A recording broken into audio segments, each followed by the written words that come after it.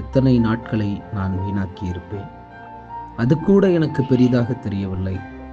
ஆனால் உன்னை பார்த்த அந்த நாள், நான் வீண் செய்த அனைத்து நாட்களும் மீண்டும் வந்தது போல இருந்தது. அந்த நேரங்களில் எத்தனையோ தடவை நான் சிரித்திருப்பேன். உன்னை பார்த்து சிரித்த அந்த நாள் தான் எனக்கு பொக்கிஷமான நாள்.